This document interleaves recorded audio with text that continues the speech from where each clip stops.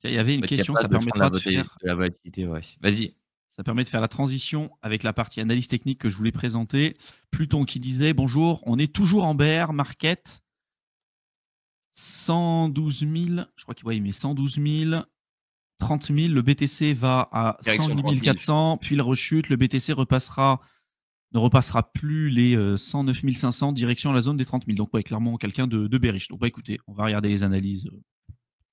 This time is different. On va regarder. Est-ce que cette fois-ci, ça sera différent? Attention, on est reparti. Attention les mirettes. Moi, j'ai envie de dire tout est possible, hein, d'accord, hein. Je suis pas en train de dire c'est de la merde, mais Tiens, là de se zoom dire, un ouais, je vais petit zoomer. peu. Ouais. Je vais zoomer. Voilà. Ce que j'avais dit mercredi, je vais juste passer brièvement là-dessus, hein. Là, je vous ai mis la charte du Bitcoin par rapport au dollar en weekly, d'accord. On voit que là, c'est le cycle de 2021. Vous avez les barres en jaune qui représentent les différentes périodes de halving et les cadres de couleurs qui représentent les périodes estivales. D'accord. Ce qu'on remarque, et c'est ce que je disais, c'est que historiquement parlant, après un halving, un an après un halving, la période estivale pour le BTC est positive. Ça a été le cas à chaque fois. Ça a été le cas après le premier halving, un an après le premier halving de 2012, le Bitcoin sur la période estivale. Et ça a commencé, en fait, quand je mets ce graphique-là, ça a commencé sur la période estivale, entre fin juin, début juillet, mi-juillet. Et là, vous voyez, celui-ci, ça a continué jusqu'à décembre 2013. Celui-ci, ça a commencé sur juin 2017 et ça a continué jusqu'à décembre 2017. Là, ça a commencé en juin 2021 et ça a continué jusqu'à novembre 2021. Et là, on me dit, quatrième halving, ça va être bearish, on va aller à 30 000. Alors, possible, hein. C'est jamais arrivé. Dans toute l'histoire de la crypto, un truc comme ça, c'est jamais arrivé. Dans le cadre du Bitcoin. Sur les alts, évidemment, si on a un Bitcoin qui performe encore plus, la dominance sur le court terme va augmenter.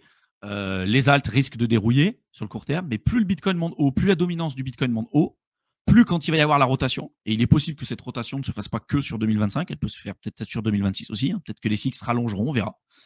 Si jamais ça se fait, les alts performeront mieux que si là, on part direct en baisse sur la dominance du BTC, même pas en termes de prix, hein, mais sur la baisse du dominance du BTC. Donc si on regarde de manière pragmatique, d'accord, je suis même pas en train de vous dire c'est mon avis sur le sujet, hein. En fait, on s'en fout, hein. On regarde les données, un an après le halving, les périodes estivales ont débuté la phase parabolique sur le BTC, qui en général continue jusqu'à la fin de l'année, Q3, début Q4. D'accord.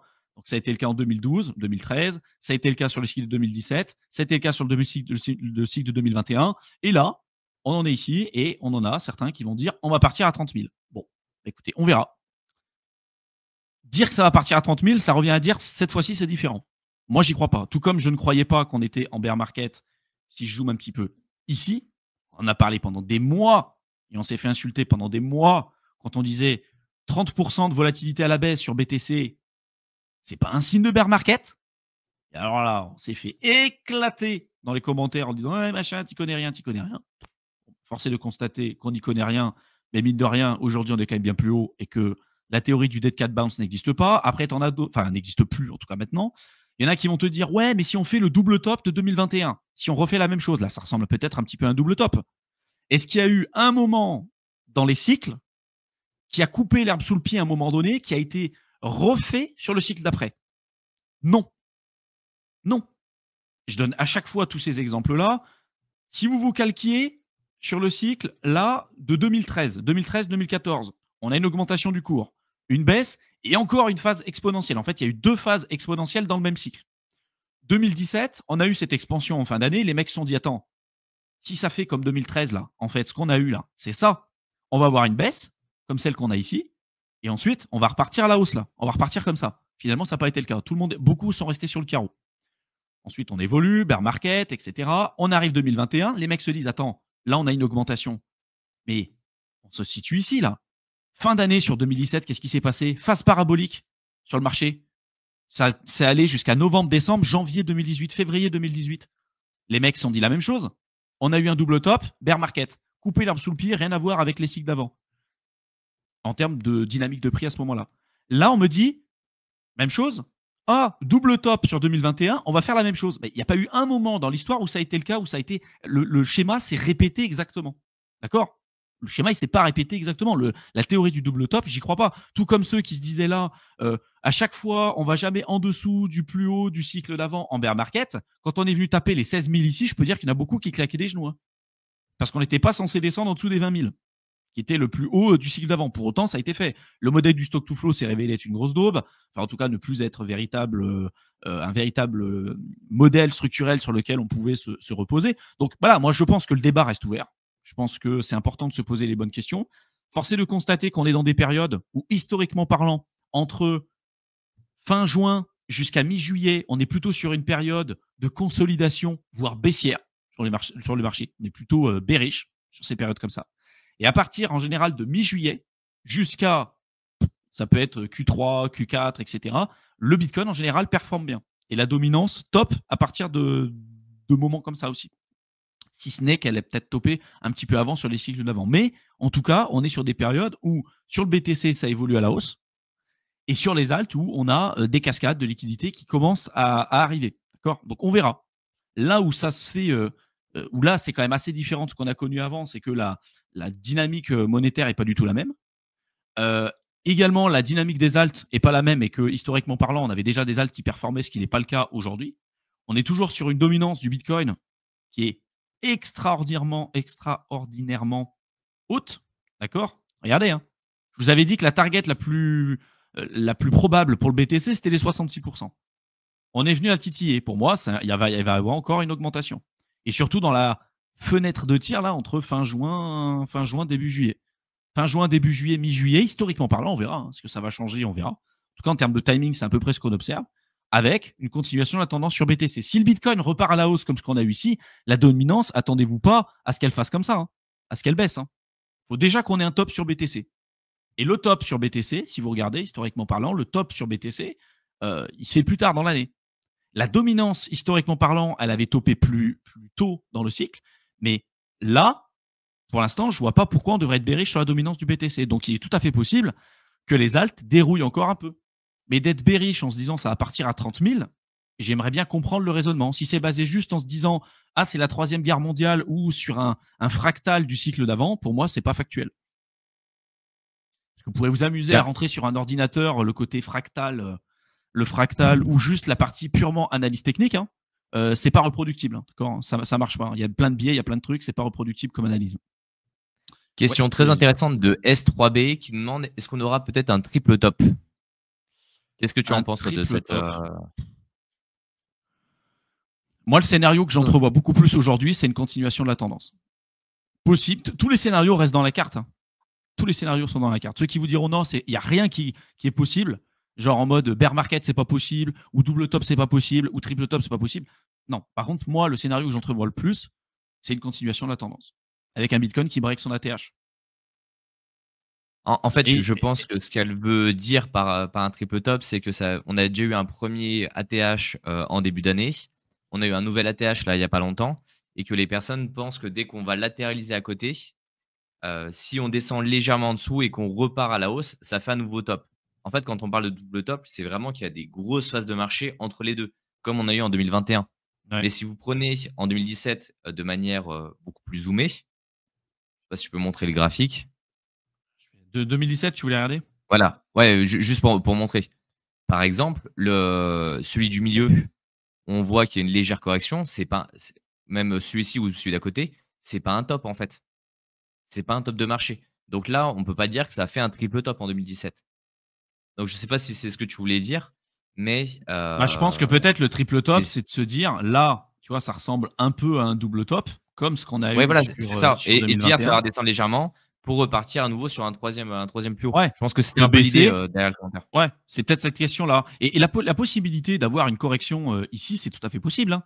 Moi, c'est ce que j'avais dit. Hein. Sur la période de weakness qu'on a là, de faiblesse qu'on a normalement, historiquement parlant, sur fin juin, mi-juillet, le Bitcoin, il peut aller chercher les 95 000, 94 000, et ça serait même plutôt simple, voire même retester ces zones-là. Hein. D'accord ? Il vient là, il reteste ici, il clôture au-dessus, et ensuite on repart. Et tout dépend de ce que va faire le BTC. Si le Bitcoin repart à la hausse, pour moi, la dominance va augmenter. Si le Bitcoin part à la baisse, les alts vont encore plus dérouiller. La dominance risque encore d'augmenter, surtout si après ça baisse et ça remonte. Dans tous les cas, Les niveaux de prix auxquels vous avez accès sur la plupart des alts aujourd'hui sont golden. Sont juste monumentales. Si on a une baisse sur BTC, les alts vont prendre une dérouillée et ça va être encore plus golden pour pouvoir rentrer dessus.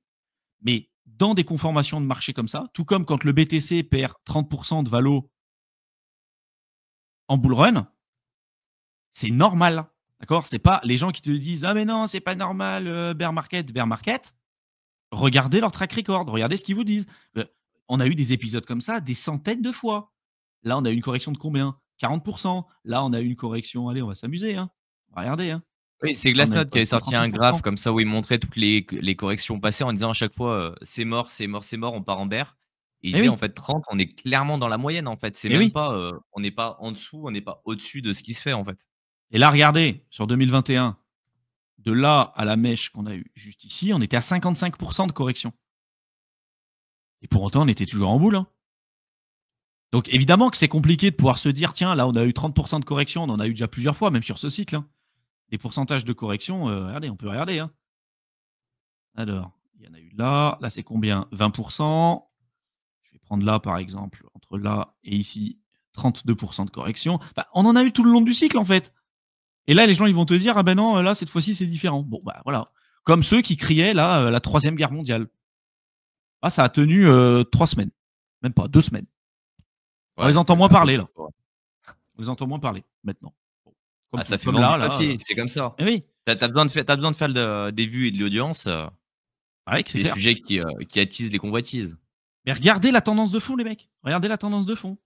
Pareil, quand on me dit, ouais, mais l'Ether et tout, pour l'instant, c'est de la merde. Oui, je suis d'accord, c'est de la merde. Moi, ce que je regarde, c'est ça. Bon. Je vais enlever le truc de halving. C'est l'Ether par Attends, rapport au BTC. attends 2 secondes, je vais mettre en plein écran pour bien qu'on puisse voir. Tu peux zoomer Ether par un rapport au BTC. On est, si je zoome encore un petit peu, là, c'est la zone de support historique du cycle de 2018-2019, le ratio Ether-BTC. On est venu rebondir pile sur ce support. Là, on est reparti à la hausse sur la partie paire Ether-BTC. C'est très positif. Par contre, évidemment, on n'est pas sorti de l'auberge. Il est tout à fait possible que ça vienne refaire ça. Ça ne nous plairait pas, parce que si on vient refaire ça, on casse la structure qui commence à se créer, et on est reparti sur des semaines, voire des mois de consolidation. Ça ne fait pas plaisir, mais c'est la réalité. Ce qui serait intéressant, c'est d'avoir là une augmentation, une correction, pourquoi pas une baisse, là, si la dominance du Bitcoin augmente, mais qu'on reste sur cette augmentation. Et en plus, ça serait extrêmement beau, parce qu'on serait toujours sur des points bas de plus en plus haut. Et on aurait conservé la tendance long terme des surperformances de l'Ether par rapport au BTC depuis sa création. Si par contre on vient clôturer en dessous et qu'on vient péter ces supports-là, qu'on vient clôturer vraiment en dessous, là pour moi, ça remet en perspective toute la tendance long terme sur l'Ether. Donc évidemment, la question d'en avoir en portefeuille et tout, voilà. Pourquoi on irait sur de l'Ether alors qu'on sous-performe globalement? Pour l'instant, ça a été sous-performance depuis 2021, mais depuis la création de l'Ether, il y a eu une surperformance très large par rapport au BTC. Donc en fait, voilà, regardez des données factuelles. Bon, après, évidemment, hein, tous les scénarios et tout reste en jeu, hein, d'accord. Mais force est de constater que tous ceux qui sont bearish jusqu'à maintenant sur le marché, hein, y compris sur le BTC, très souvent, enfin moi, c'est des arguments que je ne comprends pas. Voilà, de se dire ah bah là c'est là. En fait, baser des décisions d'investissement uniquement sur un contexte macro. Pareil, j'ai présenté énormément d'études sur Éternel étudiant qui ne sont pas basées sur mon expérience personnelle, mais sur des études académiques sur plus de 200 ans d'historique. C'est une connerie monumentale. Si tu te dis, Trump, il met des tarifs, je décide de vendre, ou Trump, il bombarde l'Iran ou il bombarde tel ou tel pays, c'est une connerie. Tu ne dois pas adapter ta stratégie d'investissement par rapport au contexte économique ou au contexte macro. Surtout sur un portefeuille long terme. Parce que très souvent, tu vas tendance à sous-performer et tu vas avoir tendance à faire de la merde. C'est pas moi qui le dis, c'est les études. Et le particulier qui se dit, moi, je serais capable de faire la diff, force est de constater que c'est pas le cas. Et que tous ceux qui pensent qu'ils font la diff, en général, regardez, hein, tous ceux qui s'amusent à faire du trading, ça, je reviens un petit peu dessus, hein, mais tous ceux qui te disent, non, mais moi, j'arrive à timer, j'arrive bien à faire le truc, regardez les performances de ces mecs-là depuis qu'ils sont sur la crypto par rapport à un simple buy and hold de BTC. La plupart de ces mecs qui vous disent moi j'ai gagné de l'argent, d'accord, tu as peut-être été dans la minorité des mecs qui arrivent à gagner un petit peu d'argent en fiat. Très souvent, tu surperformes pas l'inflation, puis après, quand tu prends la fiscalité et tout le bordel, tu te fais éclater. Et puis, si tu dénomines tes performances depuis que tu es rentré en crypto sur une simple buy and hold de Bitcoin sur le long terme, tu as sous-performé. Et j'invite tous ceux qui me disent non, c'est pas vrai et tout, venez en live, on va vous faire venir, partagez votre portefeuille, montrez-nous, faites constater vos performances par un huissier de justice, montrez, et là on pourra parler. Personne ne le fera. Personne Ah ne non, le fera. il ne peut pas le faire. Et tu vois, ce que disait Ellie, c'est que si le Fear and Greed Index tape les 40-45 en dessous, tu accumules. Alors, c'est un indicateur parmi tant d'autres, en fait. Parce que là, tu vas être en réaction par rapport au marché. Et après, s'il vient taper à 40-45, mais que tu es en pleine phase de descente, il y a pas d'intérêt. Et acheter n'importe quel actif quand tu es à 40-45 de Fear and Greed Index, il y a pas d'intérêt non plus. Et tu dis et à partir de 85, plus commencer à vendre, non, c'est une bêtise aussi, tu vois? C'est un indicateur parmi tant d'autres qu'il faut prendre en compte. Si tu en as 40 d'indicateurs et qui topent tous quasiment, sur un top de marché, oui, là, si tu pas sorti de position, il faut absolument prendre des gains. Mais par contre, s'amuser à faire ça en longueur de temps, tu vas juste perdre du capital parce que tu vas toujours être en réaction vis-à-vis du marché et pas être en anticipation, en fait. Et c'est pour ça que vous avez une fenêtre de tir là en ce moment qui est hyper intéressante pour tous ceux qui se disent en gros, il y en a beaucoup qui voient l'opportunité, qui ont un certain nombre de portefeuilles, un certain nombre de cryptos en portefeuille, une certaine allocation d'actifs, etc. Et qui se disent en fait, voilà, là, il y a une fenêtre de tir qui est intéressante, historiquement parlant, entre aujourd'hui jusqu'à mi-juillet, historiquement parlant, on est sur une période plutôt bearish, consolidation. Et à partir de ce moment-là, ça repart. On verra comment ça va se passer, mais la fenêtre de tir, elle est petite. C'est pour ça qu'il n'y a pas énormément de temps pour vous mettre à jour et que ceux qui veulent le faire correctement, jetez un coup d'œil à l'accompagnement. C'est le but. Autant vous dire que là, ça fait 2 ans et demi qu'on prépare ce bull run, on est prêt. Ceux de l'accompagnement sont prêts.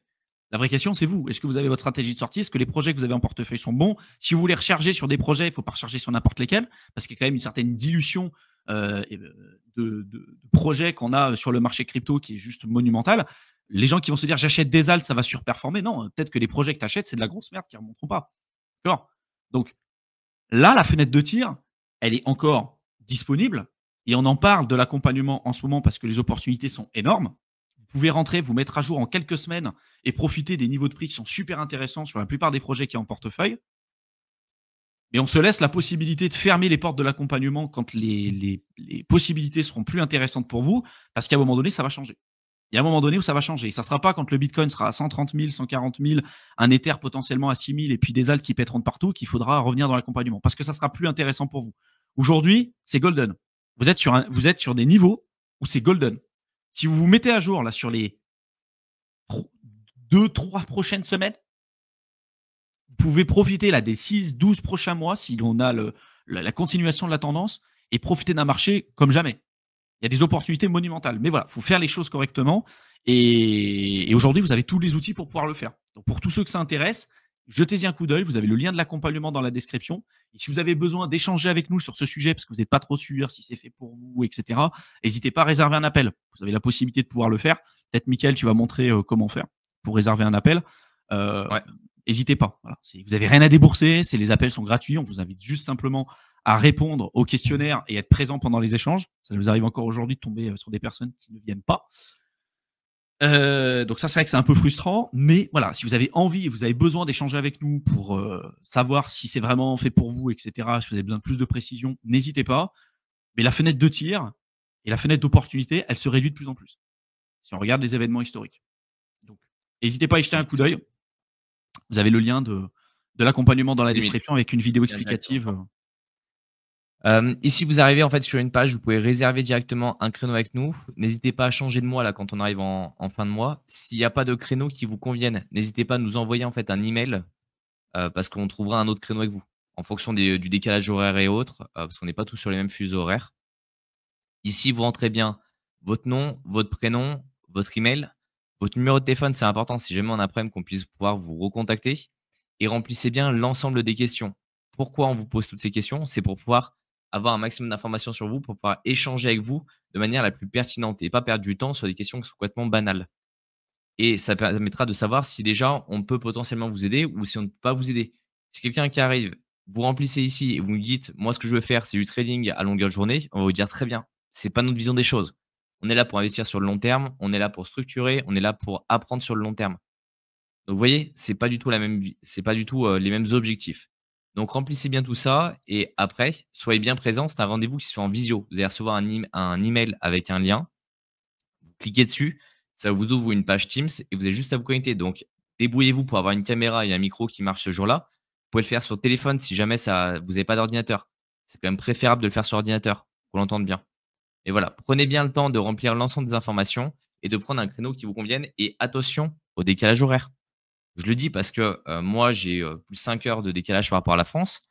Si j'ouvre des créneaux à 6 heures du matin en France et que vous me mettez un créneau à 6 heures du matin, je vous appelle à 6 heures du matin. Il y en a qui seront debout, d'autres qui ne le seront pas. Donc s'il vous plaît, faites attention à ça aussi. Donc, pareil, pour réserver, vous avez le lien dans la description. Anthony qui dit: personne ne peut prédire le marché, mais force est de constater qu'à chaque fois que les gens disent que ce sera différent, les schémas globalement sont les mêmes. Exactement.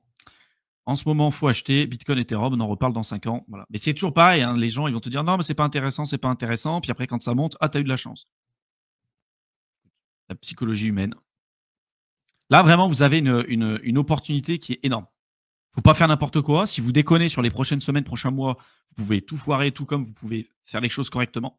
Mais là, il y a une fenêtre de tir qui est monumentale. Voilà. Et après, il y a le côté aussi psychologie, mindset. Je sais que pour beaucoup de gens, c'est compliqué. Ils disent, je suis capable de gérer, je suis capable de gérer.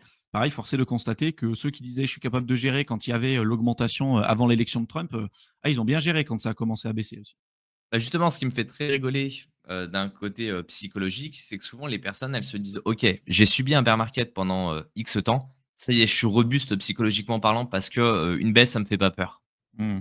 Et puis quand elles voient leur portefeuille qui commence à augmenter, qui commence à augmenter, qui commence à augmenter, elles ont jamais senti ce sentiment d'euphorie, en fait. Elles l'ont jamais vraiment vécu parce qu'elles ont fait que du bear. Donc le portefeuille, il a fait que descendre, ou il s'est à peu près lissé, quelques petites hausses et puis quand elles se prennent, du 10 tous les 2-3 jours, leur portefeuille se retrouve à des niveaux qui sont, astronomiques, qui n'ont jamais été connus, avec des montants qui sont juste démesurés pour eux. Et là, ils se retrouvent du jour au lendemain à avoir à nouveau leur portefeuille qui descend et en fait, visuellement et psychologiquement, ils sont restés bloqués sur cet état-là. Et le nombre de personnes avec qui on échange, qui ont fait le cycle de 2017-2021, qui ont eu un portefeuille qui se valorisait à plusieurs centaines de milliers de dollars et qui sont restés bloqués psychologiquement dessus et qui aujourd'hui sont bien en dessous en termes de valeur, sont aujourd'hui prêts à comprendre qu'en fait, il faut prendre des bénéfices au fur et à mesure. Et donc, vous pouvez être prêt psychologiquement sur un bear market, mais par expérience, la phase la plus dure, c'est la phase euphorique. Parce que quand on est en bear, on continue d'acheter, on oublie ses sentiments. Quand on est en phase euphorique, on a beau avoir une stratégie et autre, il y a un jour ou l'autre, ce qui va se passer, c'est qu'en fait, vous allez avoir cette cupidité qui va être en vous, qui va venir, qui va se dire: «Ah, mais si je vais gratter un peu plus». Et là, vous commencez à vous projeter, vous commencez à vous faire des rêves, à vous dire: «Ah ouais, mais cette voiture et cette maison et cette villa et ce voyage et ce truc». Et c'est ça, en fait, qui va vous détruire.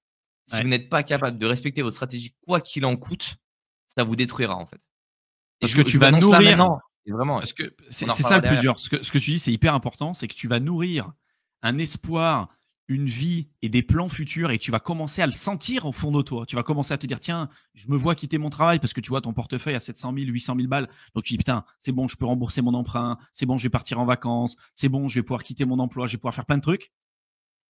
Et au moment où le marché se pète la gueule, en fait, tu avais vécu une vie qui n'était pas la vraie parce que c'était des plus-values latentes et c'est comme si tu perdais tout ton futur et tous tes plans.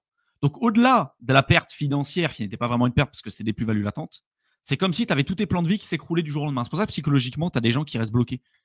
Pour eux, c'est pas possible. Et qui se disent après pas vendu, pas perdu, Diamond End, ou dès que ça remonte à ce niveau-là, je revends. Mais ça remontera pas à ce niveau-là. Et après, ça baisse, et ça baisse, et ça baisse, et ça baisse, et ça baisse. Et ils laissent courir leurs pertes et ils coupent leurs gains parce qu'ils sont plus habitués à gagner de l'argent. Ils se sont tellement fait dérouiller pendant des années qu'au moment où ça monte, dès que ça monte un peu, putain, je prends des profits. Je me suis déjà fait niquer, je vais prendre des profits. Ah, mais peut-être que tu prends tes profits beaucoup trop tôt. Et si tu es sorti totalement beaucoup trop tôt et que le marché pète et que là tu dis je suis complètement en dehors du marché, tu vas re-rentrer au pire moment. Et là, tu vas te reprendre la deuxième cartouche qui va faire encore plus mal parce que tu avais déjà fait la même connerie sur le cycle d'avant. C'est pour ça que sur la partie accompagnement, là, il y a des opportunités qui sont énormes pour vous mettre à jour.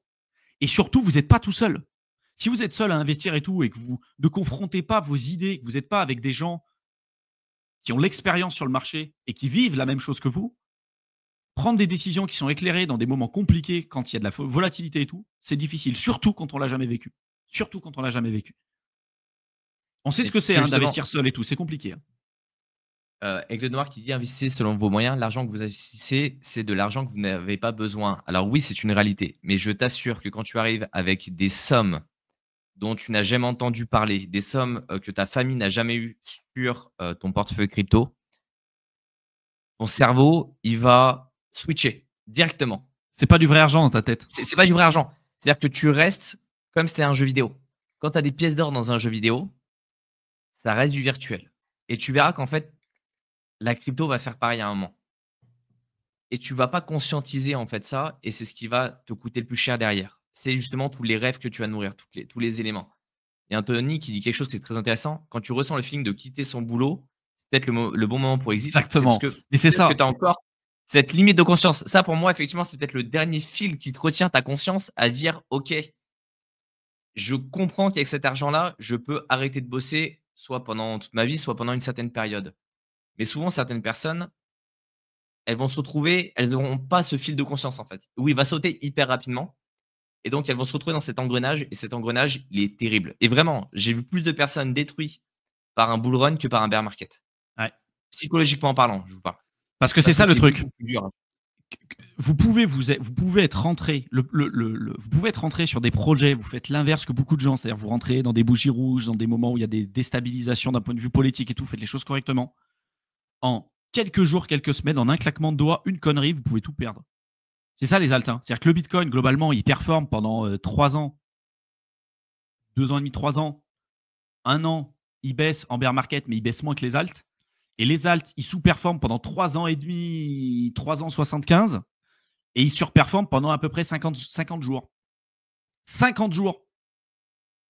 Donc pendant 50 jours, et fait ton portefeuille, tu vas le voir. Et puis c'est pas direct, hein, c'est que tu as pendant 4 jours, ça pète, 3 jours, ça baisse de 90%, puis après ça remonte, etc. etc. Mais les performances, c'est sur 50 jours sur les alts, sur performance par rapport au BTC. Si sur ces 50 jours, tu déconnes, ça va être compliqué. Et c'est là où c'est très dur et que beaucoup de gens se disent non, mais c'est bon, je vais être capable de gérer et tout. C'est très dur. C'est très, très, très, très, très, très dur. Et là où il y a un autre signe aussi, on disait quand tu as envie de quitter ton taf, quand tu commences à avoir des plans, quand tu commences à avoir des trucs, en général, ça pue. Et surtout, quand tu ne considères plus du tout le risque. Quand tu considères et quand tu vois que tout autour de toi est bullish et que dans ta tête, tu te dis, mais en fait, être bearish à ce moment-là ou prendre des profits maintenant, c'est être le dernier des trous du cul, ça pue la merde. Faut que Mais en quand fait, tu tu te rends pas décides compte. d'acheter. C'est ça Oui, le tu t'en pire, rends pas c'est que tu te compte. rends pas compte. C'est qu'en fait, tu as tellement d'indicateurs, tu as tellement de faisceaux autour de toi qui vont dans le même sens, où tout le monde se valorise, se gargarise en mode: «Ouais, tu verras, regarde comment tu es riche, regarde, c'est bien, tu as gagné beaucoup d'argent», que ton cerveau, il a plus cette, ce risque, il le perçoit plus du tout, en fait Non. et c'est ça le plus gros problème. Et le plus dur, c'est ça. C'est qu'en fait, quand vous achetez en bear, vous le faites quand personne veut acheter. En ce moment, personne veut acheter. Les alts, c'est mort. Il n'y a rien qui se passe. Les news sont éclatées. Enfin, on se fait chier. Voilà. Quand vous achetez dans des périodes comme ça, ceux qui nous suivent depuis un certain temps, vous l'avez compris. En bull run, il faudra faire aussi l'inverse. Quand tout le monde voudra acheter, on vous dit qu'il faudra vendre. Mais même vous, c'est-à-dire que vous n'aurez pas envie de vendre. Vous aurez l'impression que quand vous allez décider de prendre des profits, tout vous pousse à croire que ça va aller plus haut. C'est sûr que ça va aller plus haut. C'est sûr. Il n'y a pas un indicateur qui est négatif. Il y a tout qui est positif. C'est en mode, si tu vends maintenant, t'es le dernier des trous de J'ai balle. l'impression de me faire arnaquer. En fait, faut vraiment, Ouais, quand tu vends, avoir l'impression de te faire arnaquer en disant: «Mais j'aurais pu le vendre 2 fois plus cher», tu vois? ouais, vraiment. Et en fait, jamais vous vous reprochez d'avoir pris des profits. Vraiment, si vous êtes rentré en bear et que vous prenez des profits, sur une phase euphorique, il y a aucun moment où vous en voudrez. Exactement. Après, Benoît qui dit prendre des profits sur BTC, je sais pas. En fait, ça dépend de ton approche. Si en effet, ton objectif, c'est d'accumuler plus de BTC, de jamais les vendre, il n'y a aucun souci. Après, il y a des gens, je sais qu'ils sont pas prêts à subir la volatilité de 80% que tu as en bear, y compris sur le BTC. Alors, sur les alts, j'en parle même pas. Mais sur le BTC, 80%, il y en a beaucoup pour qui ouais, ils le souhaitent pas. Et je comprends, tu vois, les deux approches peuvent se valoir. Ça dépend de ce que tu veux. Ça dépend de ce qui est fait. Mais en tout cas, prendre des profits. Juste prendre des profits, se rediversifier, investir sur d'autres classes d'actifs. Ça fait de la thune en crypto. Tu pourras toujours revenir. Tu investis en bourse, tu investis en immobilier, tu investis dans plein de trucs. Et tu te protèges contre ta propre incompétence sur le cycle d'après. Parce que tu sais jamais ce qui peut se passer. Personne ne vous le dira, ça, hein, pareil, hein, sur les trucs. Hein. Tout le monde vous dira non, mais c'est bon, reste full crypto et tout. Moi, je vous le dis, c'est pas parce que vous avez réussi un cycle ou deux que vous êtes intouchable. Vous avez gagné de la thune, vous vous diversifiez, vous développez des piliers sur lesquels vous pouvez vraiment reposer votre indépendance et votre liberté financière. et vous pourrez toujours revenir en crypto, s'il n'y a pas de problème. Mais si vous êtes 100% sur la partie purement crypto et qu'en plus de ça, vous n'avez pas les compétences, l'expertise, tous ces machins, faut être capable de le gérer. Voilà. Après, chacun fera ce qu'il veut. Et justement, c'est extrêmement drôle, tu vois, ce que tu dis, Yoel, c'est que principalement cet aspect psychologique qui fait que peu de personnes gagnent de l'argent en crypto. Et c'est le premier module qu'on a développé dans Crypto Investisseur parce qu'en fait, on s'est aperçu que les personnes, elles avaient les connaissances, elles avaient les compétences, elles avaient les techniques, les Pas de stratégies, mindset. mais pas de mindset. Et du coup, elles prenaient des décisions qui étaient à l'opposé en fait de tout ce qui était nécessaire pour elles. Et je dis, mais c'est bête. Les gens, ils arrivent, des fois, ils font des bonnes choses, mais en fait, à la moindre vague de marché, ils se font complètement éclater parce que pas la psychologie qui suit derrière. Ouais. Et ça, c'est hyper important. Si vraiment il y a quelque chose que vous devez apprendre, c'est travailler votre psychologie et être entouré des bonnes personnes qui vous aideront justement à améliorer votre psychologie. Et de prendre des décisions qui soient rationnelles par rapport à ce qui se passe aujourd'hui. C'est-à-dire quand tu as des gens qui vont te dire « Ah, c'est la troisième guerre mondiale. Ah, il y a les tarifs de Trump, il y a les machins. » Bah là où beaucoup de retail ont vendu, nous, on achetait. Simplement, hein. On achetait parce que tous les signaux étaient acheteurs. Aujourd'hui, c'est encore le cas. Jusqu'à quand, on ne sait pas, hein, on verra. Aujourd'hui, c'est encore le cas.